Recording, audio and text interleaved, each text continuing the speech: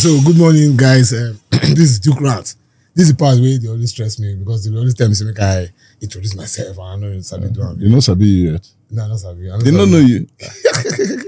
So, today I have my brother, Mr. Tonye Cole, with us today. Welcome, sir. Chop knuckle. Yes, sir. How are you? Okay, fine, thank you. So, today is Chike's wife's burial. That's a tough one. It's a tough one. This year has been tough, bro. Yeah. I don't know whether it's that we have gotten to this age, but since January till now, seems as if the only things that I've been attending have been funerals of friends. Very sad. You know, for me, that Pastor Ito's church, the only funeral they go carry me Hey, there. Kai. I'm telling you. And every You know time they I've go gone service for Sunday. No. Every time I've gone there now to go bury person, and we dey go there now again. True. And I was there the other day. Okay, so tell me, you get one picture we see where they won't beat you for River State. Moody say make I ask you. You sure said that me? Now you now. You resemble me? Yeah. Now my alter ego. No, now you my ego for won't beat you. politics. Everything happened. So what happened? So that day, I got news that they had been picketing INEC. Okay. That they wanted to stop me from coming to pick my the documents that I needed to go to court. Okay. They got all sorts of boys. That's your opposition now. Opposition, PDP, full ground. Serious boys. They don't smoke, drink, everything. Just stand there. Now, when I got the message, I sent somebody to go and scout the place. And they came back and told me that, okay, please don't go there. Please, it's dangerous. So I called the news channels and I told them to be there, that I'll be coming. In fact, I told them to be there beforehand. You're not afraid? No. And I knew that we needed to escalate what was happening in River State. It had to become a national issue. People had to know that politics at a particular level must change. And if you are dealing with politics with violence and dealing with politics the way it is done, then you're not going to have reasonable people ever coming into politics. Yeah. So it was something that I knew I was taking a risk. And I also knew that my going there could possibly aggravate the situation. Now, some of my people were very afraid and refused to come. So I said to them, anybody who is afraid should please step down, first of all. And I didn't want a large number of people going there because I knew that if I took a large number with me and I had a large number on the other side, then it's all out war. So I just took about 5 people who I knew they could recognize as senior party people, and we went. And of course, they didn't believe that I would come. So I had probably walked about, when I got there, they had blocked the roundabout. So I came down and started walking towards INEC. Maybe the first 20, 30 meters, you know how people are not sure. Naimo, before they had come out, within 50 meters, they were standing in front of me. Next minute, now the one chico, one babe just hold my shirt like this. Wow. Yeah, we have been taught to respect women, so just respect us more. But before we knew what was happening, bottles were flying. What's going on in your mind? That moment? At that moment, I had one of two things. I felt that we could either continue moving forward, but I was not in the mind that we needed to retreat. I believed that at that point that we were going to be making a very major point. So I had no intention then, if I remember right, I had no intention of moving away. I physically had to be carried out of there. So you're feeling like Martin Luther King? That's an interesting one. I don't know, when there's adrenaline pumping, you're not actually thinking of the danger. I was worried about the people who were behind, and by the time I looked, the only people who were really standing very close to me were the SSS bodyguards. Some of my own people had kind of stepped back. So, madam, was she with you? No. Okay, I won't put her into that kind of situation. I won't. So when you're leaving there, what did she tell you? I think was she like, let's do one last one before you No. So when I was going into politics, one of the things I did was to sit down with my family. Okay. I sit down with my Pekin, my children, my wife, and I said to them that politics is a dangerous game. And one of the things that you have to lay on the table first is the fact that you might lose your life. And how did they feel about that? I think they had seen it coming, so they understood. And what I had said to them was that I had prepared each one of them as God gave me grace. Excuse me. As God gave me grace so that they can continue life if anything happens. And we know, look at all our friends that have passed. Things can happen suddenly, but let the children and your wife be ready. So before you went in, so you resigned to faith that... I don't resign now. I don't put my life on the altar. Strange. So you saw Wigwe today all the time? No, I see him all the time. Every time, now and then. So one of the things that I first got into, and this was strange, Joseph, I got into reverse politics, and I used to see something very strange. I would get into a church service, and on one side of the aisle, you see PDP, on the other side of the aisle, you see APC. Friends who grow up together, they are not talking to each other. Oh. They know they greet. They cannot shake hands. Very serious animosity. I said, what is this? This kind of environment is very toxic. Very. So me, when I see them, I walk straight across there. I'll go to them, by force shake hand, by force greet. And I think over the last 5 years, because of that kind of attitude, when you go today, you're seeing that. So I said, Wiki was in court when I was in court. He was sitting down there. And I walked straight up to him. Honorable Minister, what's up? I was sitting right behind him. And I remember at one point, he looked back and said, you want them to declare you governor? I said, Minister, they will declare me governor, and now you go help me. Okay, so I mentioned was it a plus or minus to you? Or is it a plus or minus to you? That's a difficult thing. Depends on what side of the aisle you're looking at. As far as this particular election that just went through was, because his stance was that he was going to follow his own path and he wasn't going to overtly cross over and declare that he has now thrown his support behind President Tinubu. One of the things that they kept saying to me was that I should deny Amici, and if I deny Amici, then I will get the government. And I said, I'm not brought up that way. It's not, look at me, take me for my values, for my stand, what I believe, what I'm bringing, and let's have that discussion. And my own person, for goodness sake, I'm 57 years old. We have our own journey. We have our own path.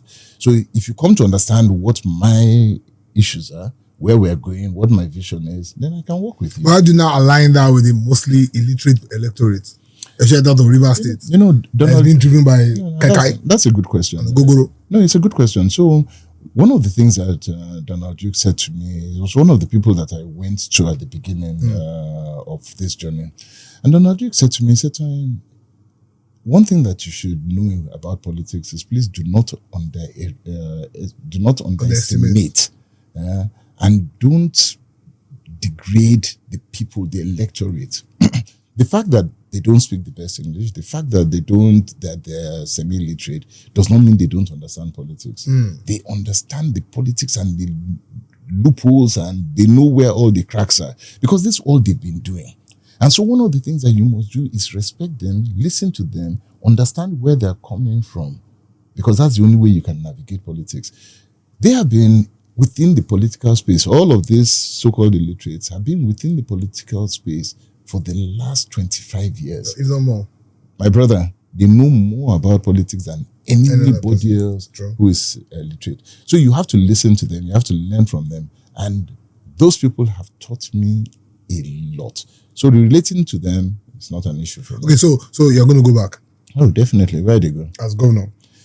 Depends on what the future brings. And opportunities always arise. The one thing that I'm sure about is that I gave myself 20 years into this politics. That one I was clear that it was going to be a 20-year journey. Clear. So that will take you to 77? 71. 71. So it was a 20-year journey. Clear. So let's assume you have a good run now. So 2 years governor, 2 times governor, 8 years. So what next? Presidency.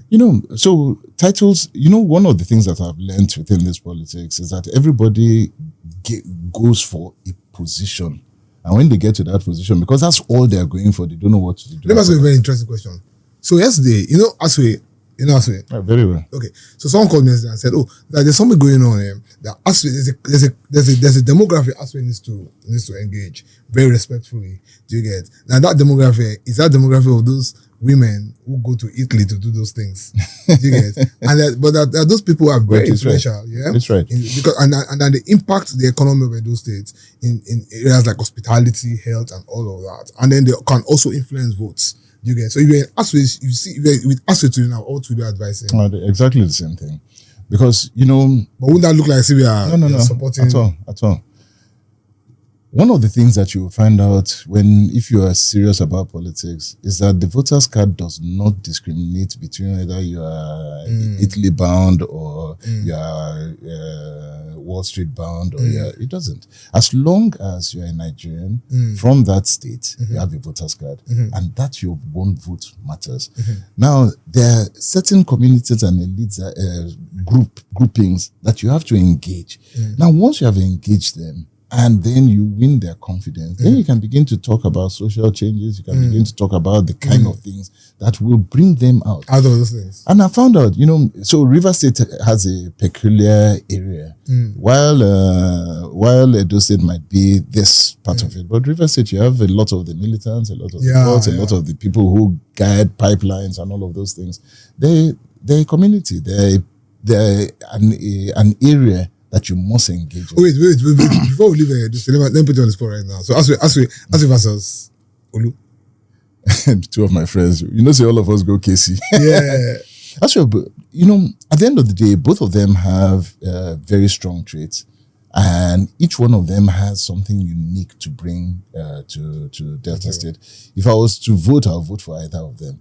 The point being that they're both my friends. They're both very, very, very good for Edo State, and nothing pleases me more for Edo State than you have two people of that caliber coming out to run. At least finally we're getting choices.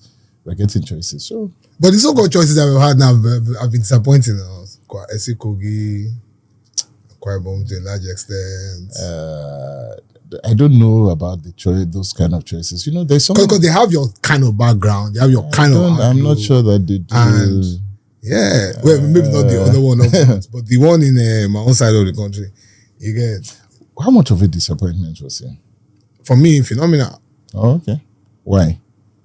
I don't know. I didn't see anything there apart from the huge church. Apart from a huge church, you know better. I don't know. I don't know much about what happened there. But I don't know whether I would agree with you, because if there's one thing from the South that I have seen, 4 years or 8 years is enough to destroy an economy. Totally. Okay, your economy is not destroyed. If there's one place that I have seen that has either maintained or at least stayed on the upward, it's Akwa Ibom. Across board within the South. I agree with you to a large extent. Yeah, so it could not have been that bad. But you're comparing Akwa Ibom with very terrible places. Akwa Ibom could have done much better. Everywhere in Nigeria could have done much better. The mere fact that you Akwa Ibom today attracts investment, it's a big thing. And I know that Akwa Ibom could have been made a bad place. Akwa Ibom is one place that a couple of years ago, the only thing that we remember about Akwa Ibom was that if Edo was famous for exporting Italy girls. Human capital. Soft capital. If that is what Edo was, Akwa Ibom was famous back then for bringing houseboys and house girls and all of that. Yeah. That has changed completely. Totally, yeah. Now, so I don't think, politics and governance is a progressive thing. Yeah, true. You may not be the flamboyant, charismatic type, like me, but like you, and you should go into politics. But definitely, we'll go I don't think Akwa Ibom has. But women will distract me. Women distract you in politics. Women, 51% of the population. Women. Yeah, so you have to pay attention to them. I don't know about distraction, but pay attention. Asari Dokubo, tell me. Do you like him? I just feel like punching him. Why? I don't know. I just think he's an irritant. Go ahead. So Asari Dokubo is a voice that... you call him a voice? It's a voice. It's a voice within our community. There are very few people who get up and say exactly what they want, how they want to say even if it's meaningless. It doesn't matter. He's saying it. Okay. A lot of people are timid. A lot of people are quiet and all of that. So he speaks. He speaks for the Ijos, for the riverine community a lot. And he wants to see the best that they can bring. Sometimes he may go left. People may not be happy with what he says. But I think the courage to speak is something that is rare. Did you reach out to him? Was he on your side? Yeah, of course. He was. He did that one. He stood by me 100%. Oh, okay. Let me ask you. So there's something I read about you guys at Sahara, where you said you woke up one day on a Olori, you used to have an office on Olori or something, and then you had lost everything. Okay. Yes, you had lost everything. It was during Abacha's time. So how do you feel that morning? Okay. For me, I've lost everything many times. You have? Okay. That one was, and I think each time you face a complete loss and you come out of it, it gives you that confidence and that belief that you can do anything, because you know that you can recreate. What happened essentially was Abacha died. Yeah. And when Abacha died, the next government came and just cancelled every single thing, and we were totally lost. But then we sat down and we compiled all the documents. We first went back to all the people who were paid to buy their allocations and all of that. And they were like, it's business. It's a risk you've taken in business. You've lost the government has completely get out of here. They sent dogs on us, soldiers on us, sent us away. But we packaged everything, myself and my partner Tonye at the time, and we went to NNPC. A new man had come into the office and we had never met him. But his secretary, who is a very big woman today, and I want to give kudos to Vicky Hastrop. She's Auntie Vicky. She's a wonderful woman. But she was secretary then in NNPC, and she had seen us and said, Tonye, see my old guy, he's a good man. Just wait. So we waited in his office, in her office before him. Waited for a while. People were coming. He was new and powerful, so people were in and out of his office. Then he sat down. 1 minute, he was alone. He said, enter. So we entered the office. As soon as we entered the office, someone locked the door. Bam! The man sat like, what is going on?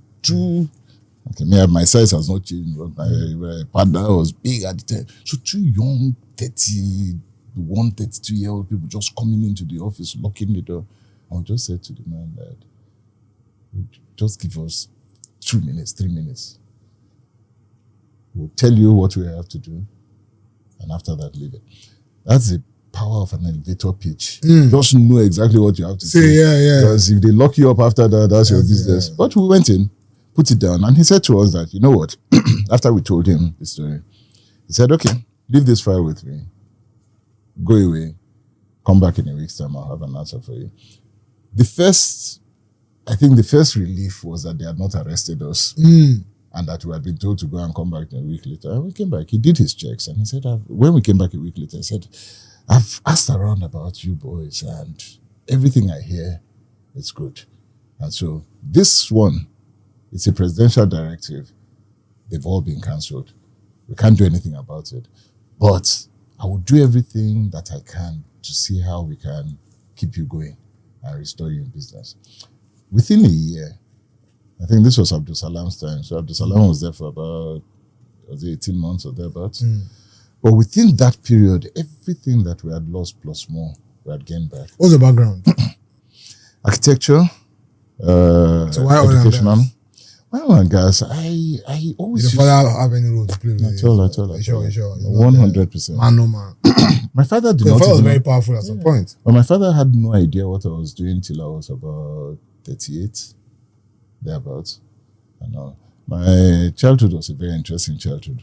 But one of the things that I always liked to do was just adventure. Once in a while, I would sit down and just move. And once you tell me travel, move, do something, new state, new country, new opportunities, I'll jump into it. Which is why I can get into politics and leave oil and gas for politics. Okay, but there's this notion that you going to politics was risking Sahara vis-a-vis how we would have reacted. Yeah, because it came at you guys. It's right. 50 billion. Absolutely, it's right. So one of the things that I did, which to a lot of people was a shock, was that as I was going into politics, I divested completely from Sahara. Yeah, that was my next question. Yeah. So I left completely. I sat down I told my colleagues, I said, look, Dad, for what I'm about to do, we have to isolate Sahara completely. I'm not going to jeopardize 4,000 people. As at the time I was 23 years or so, 22 years of Sahara, 4,000 people because of something that I want to do in politics. And I cannot be distracted by an attack on Sahara when I'm in politics. So let's separate Sahara from my politics completely. So I did. So we sat down, came to an agreement, divested, and stayed focused. That's why I can do the 20 years in politics, no problem. So the divestment must have given enough liquidity to last you for 20 years. Is that what you're saying? I don't know that there's any liquidity that can last you for 20 years, no matter how much. I've seen a lot of money that people have wasted in 1 year, 2 years. So it's not about that. I think it's more about knowing. You see, wealth is not about how much cash you have. Wealth is about understanding that you can create value at any point in time. And that's what happens with me. So I've never been worried about wealth creation because I know that God, like I said, once you lose and you create, you lose, you create, you lose, you create. You get to a point where you know. So we already lose, nothing create again. You are creating. But we plenty already in our life. Already. You know, when I first met you, you never had a podcast. I don't get podcast. But now you they sit down here. Now you come, you say come. And now your talent now in the work. Well, you never pay me. They pay you. So the point is that we can always create value. Yes. Or we can always create wealth. And you know, there's something create value to the level of that your level, not create value of this our level. No, it's the same. So, wait, hold on. So when you lost when it dawned on you that this River State thing is off for this time around, so you're not hungry to go back to Sahara? No, at all. You're not hungry? At all. Even if they come and beg you, say, I come. No, when people come and tell me, oh, one oil and gas something. So what's the relationship with them now? Very cordial. With Kola? Kola, I saw Kola yesterday. Were you not there? Okay, you were not at the... I didn't know. Kola is a great guy. It's everywhere now. They're the big boys. He's coming to London, my play. You know, we did a couple of years ago. Wait, hold on, no go far. This is your first no. How come Kola don't give money past you? Because in the work now, me at this politics that drain of capital. Politics are one-way traffic. Somebody said to me that when did they politics? Somebody get your hand inside your pocket, and they had no they come out to. And they had the inside pocket. Did you see the video? I don't know if it's true, but there's a video of a particular person who is a sitting senator who was contesting for primary. What do you call that? The primary for Ondo State. He come lose. He come say he get list of everybody he gave money to. No, he said you go and kill them. That lie. I'm telling you, I saw the video, but I don't know. I also don't call his name because I'm not sure because it was a grainy video. Why? Wait till they vex him. Yeah, they don't chop him now. And before. See, go and kill them. You can't get them to kill that. Why kill them? I'm foolish man. Whoever that is, the minute you enter into politics, be certain about one thing. Human beings will don't know you from Adam. Believe by right. Say the sweat, money where you make now their own. And they must find way to. You know, the other day I was thinking about this. If you're looking for people who are tenacious in pursuing money, see all those people where you call semi-military, this and that for politics, just go find them. You know, they can call you. They want 10,000 naira. They can call you 20 times a day, every day, for the next 6 months. You'll just be calling, call. But will they still deliver? Or can they deliver? They can. In their own way, they can. You know, there are two types of people. Those where you call professional within the political field, they do what they have to do. And the others who just come and vote on a particular day, stay there for that day, that's all they do. We need to bring those people who are out there just looking on a day-to-day basis in. We need a lot more people involved. So who's Tonye Cole? Very simple guy. Can you see? Who am I? I think in a nutshell, what I would describe myself as somebody who is very focused about what he wants to do, and basically to make a dynamic change in this country, very dynamic change. I want to take a look at my life back after 70 years and just look back and see that the entire trajectory as to how Nigeria is envisioned, the kind of people that are sitting in the political space, those who are running office, has changed completely from what we see today. Would you consider a run for the Senate? I don't, like I said, it's not, truly. I think it makes more sense. I don't know that it will make more sense. Because what I want is to be able to sit down and be a determinant factor in the way that politics is shaped in this country. Determinant factor. I mean, you have to be in the center now. Yes, very deep in the center. Joseph, somebody said to me, right, that every decision that is taken in this country, whether it's on let's use politics, every decision taken in this country in politics is by one hand. You have 5 people sitting down in a room and they will determine whatever happens. Obasanjo told me the same thing. He said global is 200 people. Okay. Globally. Global is 200 people. So that means that if you come down to Nigeria, it's 5 people. 5. All right, excellent. So 5 people. Me, I won't be number 6. But the man asked me, he said, what stops you from being 5? You know, and I thought about it for a while. And I said, he's right. And that's my target.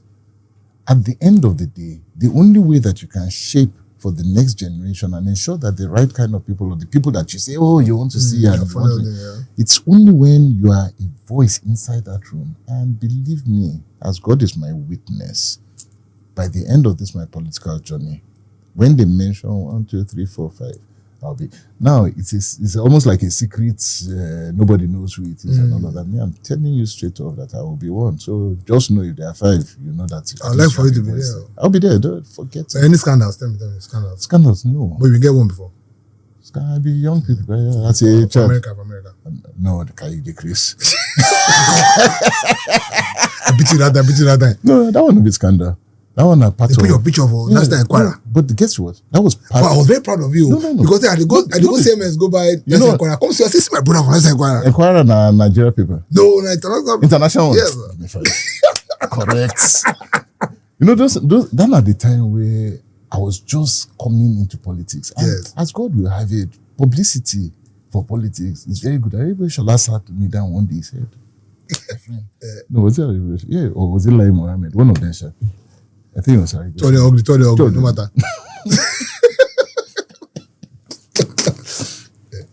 But I think both of them said it. They said politics is about face recognition, name recognition, and all kinds of news must go out. So I said, okay. So at that time, as we were about to ramp into politics, all sorts of things come out, news. So that one gave me international exposure. Yeah. I like the way they describe you. Prince. Oil tycoon, Prince. I thought he was African Prince. Yeah, African Prince. He come like say that if you have money, he used to come to America. Why your mother take her? My wife has been used to my road and the stories about me. Because like we were talking earlier on, today I'm a pastor. I was not a pastor all the time. I grew up. Oh, you're a pastor? Before. Yeah, you get church? No. Must you have a church to be a pastor? Okay. They ordained me. You know, see the oil from my head. That's true. Very shiny. I was going to say, Mr. I'll be a pastor at some point. At some point? Yeah. If it's ordained you. No, ask me, give me time. Why? Wait till they fear. No. I guess something I still won't do. Like, wait till. I can't say them. If you say, if they ask me all things in public, that you don't want to talk in public. No, but you know, I was in Harvard then, and I remember my phone ringing off the hook. I was in class.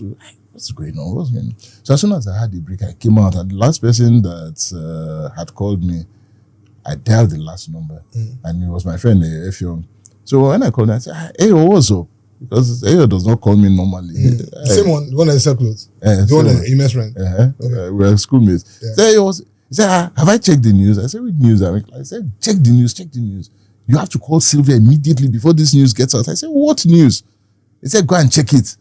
So I looked. I said, okay. So I called Sylvia. I said, please go and check. My wife. Okay. So I called her. I said, go and check the news. We'll talk later. Then I called my children. I said, please go online. Go and check. We'll talk later. I have to go back to class. So I went back to class. Then I came out. You didn't panic? When I know that there's something. Me have a panic because for me there'll be something. If there's something, then you panic. I panic. When there's nothing, there's no need to panic. So I just called my wife. And I knew that there was absolutely nothing. This was somebody I was helping. So what was her name? Kenyamo. Yeah, that's Kenyamo. Very beautiful woman. No, that's not the problem. One of the challenges, you see, I don't know. You're in the public entertainment space. One of the things I do as normal, this now just me, is that I actually help people find their purpose in life. And I met many people, especially those who are in sports and entertainment, right, who are lost completely. And they get to a particular point and suddenly realize that the things that they used to project that gave them their beauty and their talent is going. And confusion enters. Yeah, and that's where I met Kenya. She was in a particular place in life where she was very, very disturbed about what next.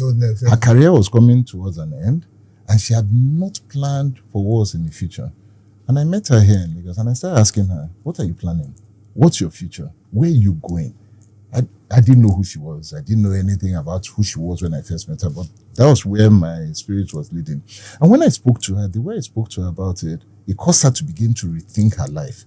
So that was the journey that we were going through at the time. And so I was in Harvard, and I said, so she was going to New York. I said, come, that we need to deal with this aspect. So she came, somebody took a picture, and the next day, I just ignored it. What's important is where she was going in life. And I don't know what has happened thereafter, whether she's achieved it, but I don't know. So there's no complication again? No, not much. No. So let's talk about death. Death. One of my favorite topics. Why is it your favorite topic? Because I'm not afraid of it. Me, I fear the thing. No. I'm not afraid of it at all. Because you know why? So I had a double whammy. So like 3-4 years ago, my wife died. You get, and then 30 days after my mother died. So that just messed up my sense of mortality. You get, so I'm afraid of it. It should have helped your sense of mortality, because the first thing is that it's going to bring it face to face with you. Yes. And once you come face to face with it, and then you understand that mortality is something that you must hit, then your preparation to it changes. So each time that I lose somebody who is very, very close to me, I reflect almost immediately about my journey. Am I on the path? Do I need to increase my pace? Am I doing what I ought to do and all of that? So death does that for me. And I've lost quite a number of people. But for me, it's just part of a reminder that I must make an impact. So the uncertainty of it, not to disturb you. So like, for example, you don't know when it's going to happen or how it's going to happen. No, that doesn't worry me at all. Okay, let me tell you one of my scariest things. So I had to go to a state in this country to go and do something quite illegal. I mean, illegal, not criminal illegal, sexually illegal. Maritally illegal. Maritally illegal, and I took the flight, and the plane started to shake. Oh, they fear death, by the way. Oh my God. I say, what will I tell them now when I reach that place? I'm going to commit adultery. I don't die. The plane is shaking up and down, and there's this man beside me, and I confess to the woman. You confess to him? I confess to him. I say, this is where I'm going to. I say, help me. I said, don't send me. Why that woman they confess? No, because his name said me. Okay. And then the man said, but of all the women in Lagos, why can't risk your life for this one? Why I said, I don't know. But it's even too late to regret this. and then the plane stabilized, gone land. And then the woman will find go, come pick me, my boss. This man come to look at me. So that waiting to happen. My leg didn't shake. I don't be told you about that night. I said, leave me. So for me, it's the uncertainty, that not knowing when it will happen or how it will happen, like that. That's why Chike's wife, from when I spoke with Chike, I think he had luxury of time. And some people get that privilege. Yeah. And I was sitting with a friend yesterday, another friend, and we're just, as Chike's son was rehashing his experience and all of that, I was saying, and one of the questions that people always ask is that, this person praised the most, brought us to Christ, fasted, is a strong one, faith, and yet will die in this kind of way and all of that, which was how my stepmom passed on. And she's the one that carried all of us to Christ, was the pillar of the family and all of that. Faith was not sick one day, did not take medicine for the last 40 years or something like that. Was like that with God. You used to hear God, see God like this, one-on-one with talking. But when the time came, she had cancer, and everybody was like, how? There's somebody we don't pray people, pray healing. We have prayed and seen all sorts of healings. But that's God for you, and it's the sovereignty of God. And as he was talking about that, I was just saying, you know what? Every death has a story. Okay. And how somebody dies is not up to you. It's up to Yeah. God. And the reason why he does it that way is because your death has a story for somebody. Okay. So some people die suddenly, bam, they're gone. Take Herbert, Hold for on. example. We're going to go to Herbert. So if I die today now, what story would you tell somebody? It depends. It depends on who is listening. So some of them may say, maybe you die on top of one woman, they'll say, Kai. Which is very likely. It's likely. They'll say that, no, this is a bad way to die. Don't do that. I don't think it's a bad way to die. And they may tell you. Actually, it's a big one. It depends. Yeah. If not, if the skinny woman is a very bad way. It's a bad way.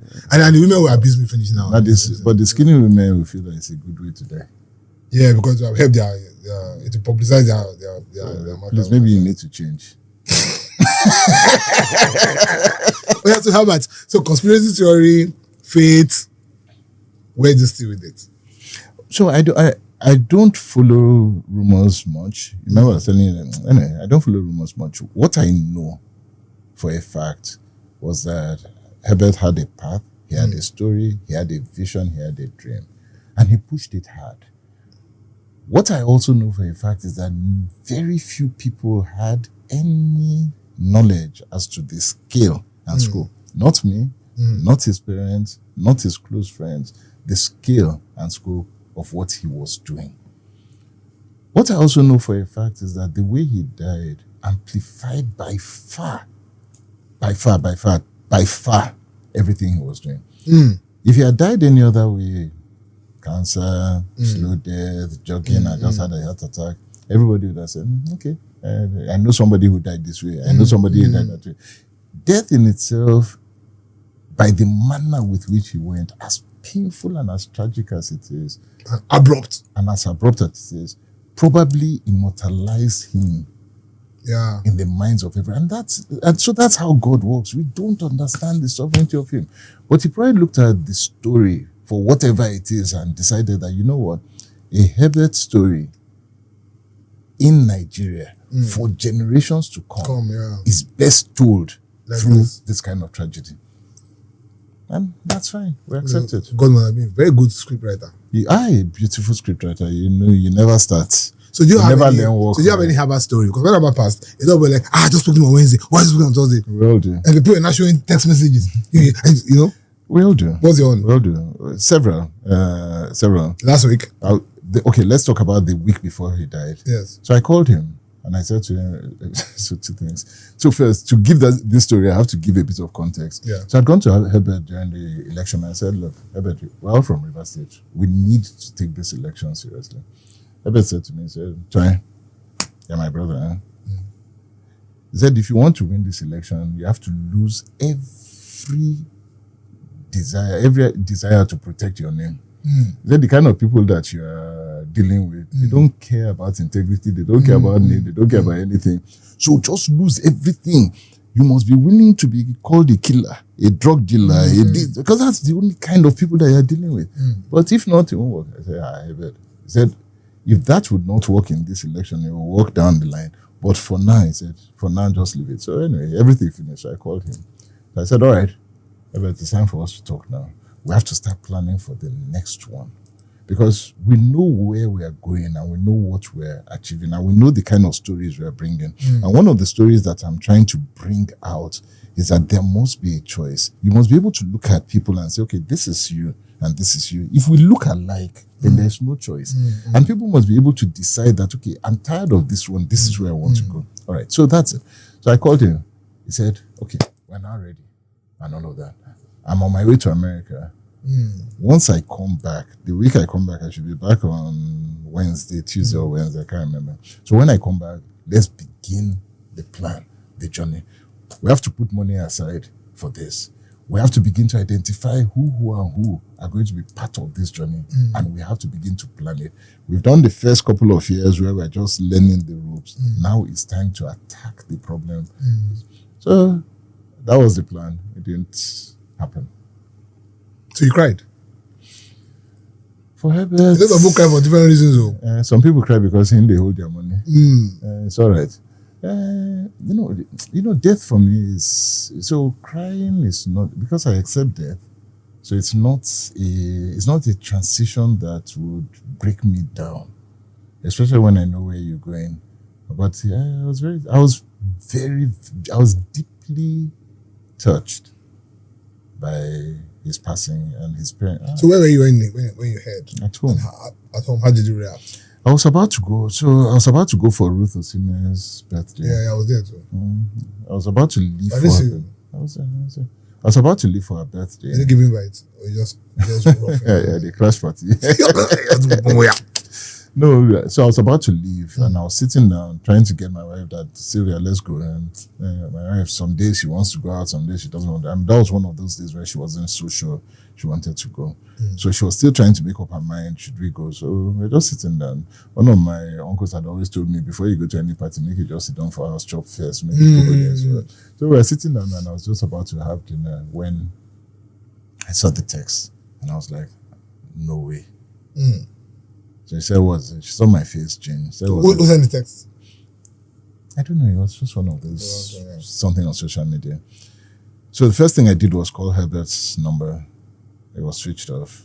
I called Ike. I couldn't get him. Then I called Nduka. I got him. So Nduka said, yeah, that they haven't confirmed it, but there was a crash, blah, blah, blah. They're trying to investigate and all of that. So that's where I was. Let me tell my own. So the week before it passed, so the I look for money. They always look for money. Yeah, I look for money. So when I look for money, I pity those who are around me. So I think, let's scam now.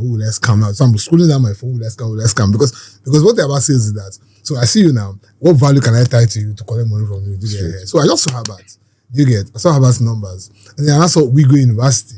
Do you get? And I saw that something called reverse japa. I don't see myself as reverse japa because dollar is going up. People can't pay school fees anymore. People are coming back. Do you get me? So I called him. I said, look, okay, why don't you come to London and take this Wigwe University fight to the market? Because a lot of people are coming back. I didn't even have the figures. I said, a lot of people are coming back. 20% are coming back, and they're all going to Accra and this school in Ekiti. Ekiti. That Baba in Ekiti. Okay. I don't know. I don't talk that one. But that caught his attention, he liked the idea. Then I sent stuff, and then after, and he calls me back and says, let's deal. That he will come into London and take a session on the whole thing, And then the Forex thing now happened. That he was charging Forex, So he reached out to me again, and then he sent me what his people had said. I said, it's not going to work. His people had just addressed it directly. It wasn't going to work, So, because his people were trying to compare, saying that, we're not the only ones. Other people will do the same. So it's not going to work. But can you see what you did? What? You don't understand what you just did. What? You don't. I was trying to scam him. No, you are not. You're not. So think about it. You remember I said one of the gifts that you have and God has blessed us with is that you can create value. Yeah. Do you know you created value for Herbert? Of course I did. I know. But see, that's not the point. No, you created value, but that value is what is paying you, my friend. My value, crazy to be billionaire. Who told you? My value now to chop a fang. Let me tell you what a billionaire is. Yes. Yeah. That's like, Yeah, no problem. Yeah. I'm beyond billionaire. Yeah. By far. You won't confuse us now. No, I'm serious. I'm beyond that. I'm way, way, way beyond that. You know what value is? It's an unending supply of ideas, talent that just keeps going on and on. I get that one. All right. And you have it. Now, I remember reading something some time ago that as long as you don't pour out what you have, you cannot fill in. Yeah, true. As long as you continue to pour out, your value is endless. True. And when you add it up over the years and all that, believe me, if you go back and start thinking from the time you started till now, you find out that you have more than a billion don't pass a long time. I know. Ago. You know. I know, but they stay. That's the problem. Why must you stay? You have to stay so I can live well. No, rubbish. Okay, let me finish my Herbert story. Rubbish. Okay, let me finish my Herbert story. So we now agreed to woman day inside. No man. Ah? No man. Serious? So, no man. So we now agreed. So he told me something on that Wednesday. So I said to him, Herbert, I will put my mouth where I'll make sure my son does Wigwe University jump. Okay. Do you get? And I said, okay, fine. If you do it, I'll give you a scholarship. Do you get? So okay, no problem. Let's say, okay, I'll give you X amount for the hour play, which was large amount of money, about 40% of the total budget. Okay, you know. And then he now calls me on that Wednesday morning to say, oh, meet up with my people on Friday. The Friday died. Friday, yeah. Meet up with my people on Friday and then sign paperwork so we can move the monies to you, you know. So, and I said, no, let me do it on Monday. I'm telling you. And I said, no, let me do it on Monday. The procrastination, you know. So it's okay. So wait, so let me tell you the story. You know, I think that, like you said something here about somebody's death being a story for people, you know. So I think it's not just a story for me because I've never been to that hotel opposite Mobile House. They call Purple something. I've never been there in a hotel in my life. I don't even know say hotel they there. You know, then my brother Dakwadele got to meet him up there. You know, so I went there and I saw 5 extremely beautiful women. They're fine. On Friday? On that, no, Saturday. Okay, Saturday. They're fine. They're not young girls, you know, but they're pretty beautiful women. And they look very rich because they're very, very expensive jewelry and stuff like that. You know, and then one of them gets a phone call and walks to me and sits down beside me. And he's saying, Herbert, helicopter, Ironi. Herbert, helicopter, Ironi. So I'm like, no, it can't be the Herbert that is the X amount on Friday. That's no, it's not. Because there are 22 million people in Lagos. Why would I now be the one sitting down here at this ground zero? So apparently, so when I said, my son. So my son is supposed to be there. Oh God, my son. So the friends now came and now saying, no, your son is not there. Just your son is not there. Your son is not there. You know, and then when I had my helicopter, so I called Roosevelt. And he now confirms it. You know. And I didn't want to cry for my money. That would be very. Yeah, Masu. What question? Is that deal still on? You know me, I'm an expert in these things. So I give them 2 weeks. I cannot go back again. So I wait for the burial, wait for everything to get me. And then, so I called Ike and I said to Ike, I don't know, because the thing he had thrown the whole Our UK project into jeopardy. You get, and I collected money from Access Bank UK, I collected money from other people, I paid for the whole, so I can't pull back. MSMC has confirmed, you know. So I called her Ike and I said, I don't know how to say this thing. Do you understand? I really don't know how to say this thing, you know. And I said, just say it. So I told him everything, and that's okay. So what I hear you say is that Herbert, I promised you some money for your project, and now, okay, I will give you my own money. Do you get? But I might not give as much as Herbert had promised. I'll give my own money. So okay, I'm grateful. So I think last week, today's Friday, on Tuesday, you know. So I called my friend Access Bank UK and we got talking. And he now says, no, have you even tried to talk to the How Foundation? Up on that time, I didn't even know there was How. I didn't hear How Foundation, but I didn't know, you know. So I said, we talked to Wigwe and I said, no. So go to How Foundation, ask for Yvonne. Let me say, so I went there on Wednesday. And we had a long conversation, very emotional conversation, you know. And then he says, I was aware of everything. Because there's nothing that Herbert does without me. I know everything, and then we'll go ahead, but we'll not give you as much. Why didn't they cut your money? Add value. Yeah. Anything. No, for now, let me just collect it first. Because we're trying to add value. As soon as you add value with somebody, I don't know, say they want something. Somebody comes in, somebody say, what can I do for you? I don't tell her they give me 2 million naira. I know that they go judge my wife. You know, I tell her not good to listen to the woman. My wife say 2 million naira. Governor, ask for land. I ask for land though. You see the wait for. I see the wait for land. So the round up. So what's your take? On which one? On what? On this grant. On this thing. You know, I'm very happy. Look, I've watched you over the years, and you impress me. I get that a lot, but I don't get money. You decrease, you. No, I don't have all those. Everybody come. See, let them only pay me pass. All the film will come. This same thing, film will I'm impressed. My brother, I don't get money. You know, say people get different gifts for life. I want to trade gift. Break the trade down. No fits. One Muslim girl tell me something recently. He say all the money we go make for this life. All. Even before they born you, God don't settle down. The one way you go make, now you go make. Yeah. Sorry.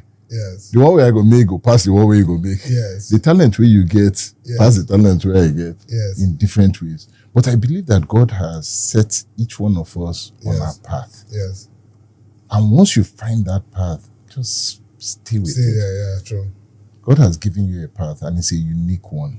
And so when you say, what do I think? I watch you and I watch the path, and I've seen you embrace it and hold it and change the landscape. You know, there are two people that I have come to respect a lot in drama, just doing something against the grain in Nigeria.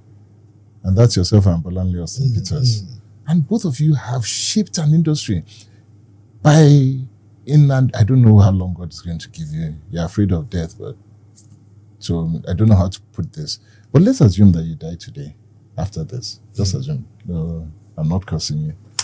Good. Because I need to replace that man every day. But let's just assume that happens. And the history and the story is written of Nigerian drama and all of that. Are you going to be a footnote, or will they actually talk about Joseph Edgar Productions properly? And would you be a part of that story? If I'm a footnote, I wake up and slap the best. Exactly. And I think you're more than a footnote. Yeah. And if that is what you have achieved in life up until now, you've done well. Thank you.